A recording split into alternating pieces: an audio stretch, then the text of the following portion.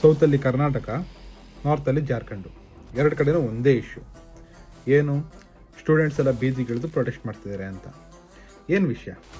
Failure of recruitment system, ಅದು government ಜಾಬ್ಸ್ಗೆ. ಏನು ಗುರು ಇದು? ನಮ್ಮ ಕರ್ನಾಟಕದಲ್ಲಿ 9 ವರ್ಷ ಆದಮೇಲೆ ಅಗ್ರಿಕಲ್ಚರ್ ಡಿಪಾರ್ಟ್ಮೆಂಟಲ್ಲಿ 945 AO ಮತ್ತು AAO ಪೋಸ್ಟ್ಗಳನ್ನ ಬಿಟ್ಟಿದ್ದಾರೆ.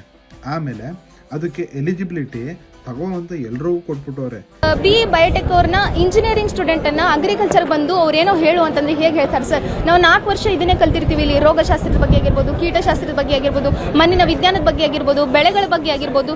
ಸೊ ಇದ್ರ ಬಗ್ಗೆ ಎಲ್ಲ ಕಲ್ತಿರ್ತೀವಿ 4 ವರ್ಷ. ಇಂಜಿನಿಯರಿಂಗ್ ಸ್ಟೂಡೆಂಟ್ ಬಗ್ಗೆ ಅಗ್ರಿಕಲ್ಚರ್ ಹೇಳಂತಂದ್ರೆ ಅದು ಹೇಗಾಗುತ್ತೆ ಸರ್? ಅವ್ರು ಅದಕ್ಕೆ ಅಂತಾನೆ ಅಗ್ರಿಕಲ್ಚರ್ ಸ್ಪೆಸಿಫಿಕ್ ಡಿಗ್ರಿ ಮಾಡ್ಕೊಂಡಿದ್ದಾರೆ, ಪರ್ಟಿಕ್ಯುಲರ್ ಜಾಬ್ನ ಟಾರ್ಗೆಟ್ ಮಾಡ್ಕೊಂಡು.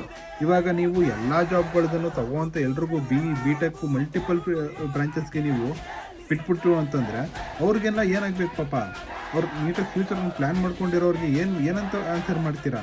ಇವಾಗ ನಿಮಗೆ ಬೇಕಾಗಿರೋರಿಗೆ ನೀವು ಸೀಟ್ ಕೊಡೋಗಿತ್ತು ಅಂತಂದ್ರೆ ಎಕ್ಸಾಮ್ ಅಂತ ಏನು ಕಂಡಕ್ಟ್ ಮಾಡ್ತೀರಾ? ಇದನ್ನ ಪ್ರಶ್ನೆ ಕೇಳಿದಾಗ ಯಾರನ್ನೂ ಗೌರ್ಮೆಂಟ್ ರೆಸ್ಪಾಂಡ್ ಮಾಡಿಲ್ಲ ಅಂತ ಅಂದ್ಬಿಟ್ಟು ಪ್ರತಿಭಟನೆ ಮಾಡ್ತಿದ್ದಾರೆ.